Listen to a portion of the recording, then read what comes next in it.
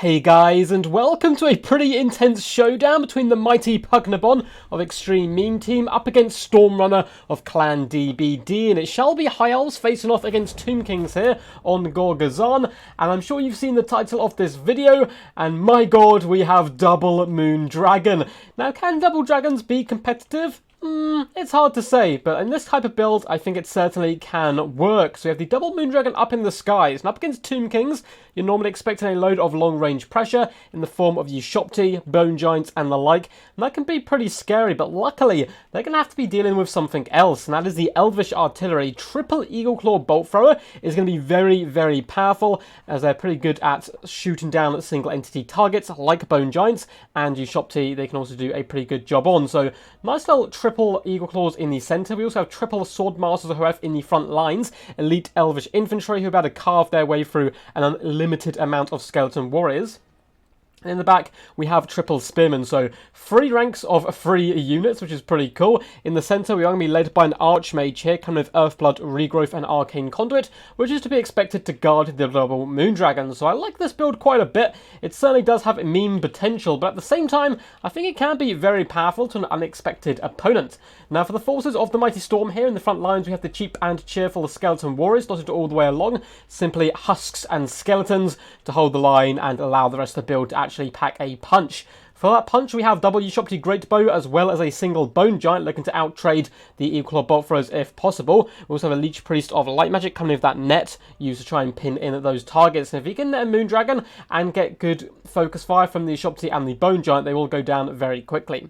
We have some of the Sneaky Snakes in the back, as well as the Kepper Guard, the Regiment Round Tomb Guard, who are certainly going to be needed on that front line to try and deal with the Sword Masters. And this army is going to be led by Khalida herself, the High Queen, surfing on the back of a snake, looking incredibly awesome as always. Her staff, being a huge snake, is particularly a fan favourite of mine. And she is indeed bringing it. So we have the Venom Staff, we have Tomb Strike, Venom Wave, and all the good standard stuff she does come with. We have double Skeleton Chariots in the back line, so you're going to have to get very aggressive here and start putting some pressure onto those Eagle Claw Bolt Throwers, try to ramrod through the front line and then cycle charge this Elvish build to death, because those Bolt Throwers are already starting to pay dividends, raining fire down on the Ushopti Great Bows, who have actually lost a single model, but now they're going to be returning fire and they can certainly do some damage back as well. Eagle Claw Bolt Throwers will take a little while to go down, however those artillery pieces can be slightly sturdy. Both Moon Dragons are floating forward. Looks like the army taking to the flanks for now, looking to get some big breath attacks down. And because they don't see the Sneaky Snakes, they can think, you know what, we can go forward with absolute impunity here. Because those Ushopti have to shoot our bolt throws, they really do not have much of a choice here. One of the Snakes units has been spotted, and good micro here by Pugnabon, moving back with the Moon Dragon, saying, no, not today, I do not want to tussle with those sneaky boys, and he looks like he's even going to be falling back with his Sword Masters, playing a more patient game, continue to focus down the Ushopti where possible, save those Moon Dragons for the late game, because the Ushopti, down to 4 models in this unit, certainly not having a good time of it whatsoever. Eagle Bolt Thrower, though it is down to half health, still has all 3 artillery pieces left.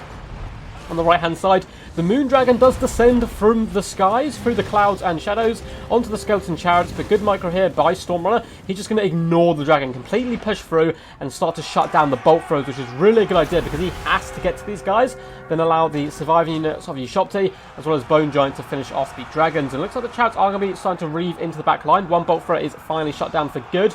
Moon Dragon are coming back though to help protect. It looks like both of them are going to be here, and Earthblood coming down to heal up some of these Spearmen who have taken damage, but the Skeleton Chariots will continue their pursuit, ramrodding into the second Eagle Claw Bolt Thrower, but they shall be met by Fang and Fury as the Moon Dragon does descend upon them. Sneaky Snakes have popped up, looks like they're going to be falling back, don't really want to be joining Spearmen all day, and Skeleton Warriors are just getting carved up in the front lines. Sword Masters with those two-handed strikes, taking off heads and bones with every single swing. Kepper Guard though will give them a bit more of a challenge, driving their way in to the heart of the build there. Khalida has pushed up a little bit. Looks like she wanted to remain defensive where possible to help protect the Ushopti and Bone Giant, because not too much to stop those Moon Dragons flying in the back lines. One of the Eagle Bolt Throws has been shut down as well. So it looks like 2 of them are basically done for now. Third one is starting to sustain pretty big pressure as well from the combined fire of the Ushopti as well as the Bone Giant. Kepper Guard in the centre doing a lovely job up against the Sword Masters, but a big fat breath attack I think was lined up there. No, perhaps not. It looks like the Moon Dragon decided against it.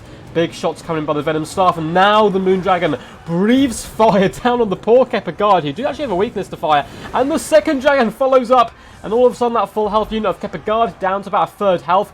Both dragons are going to be coming in as well for the assassination attempt on Khalida.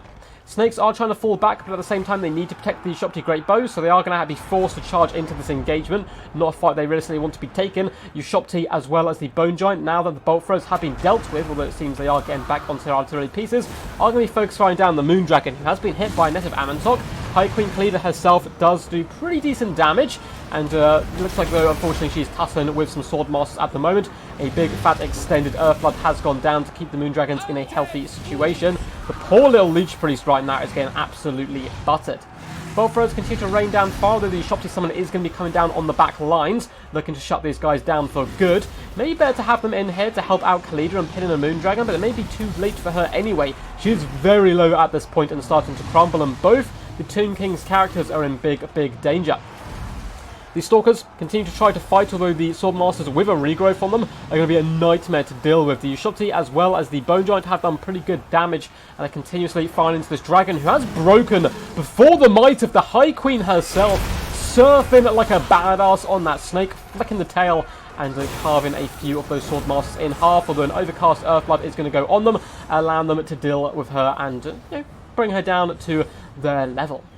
The Moon Dragon is probably going to break once more, despite the fact it has an Earthblood on it. That Bone Giant is determined to drag down the mighty beast, but Iron Losses has set in as the Bone Giant deteriorates. A big fat breath attack, bathing him in fire in an attempt to finish this battle, as he looses one last arrow, and one Moon Dragon flees, but the other flies mighty up in the skies, victorious over the Bone Giant.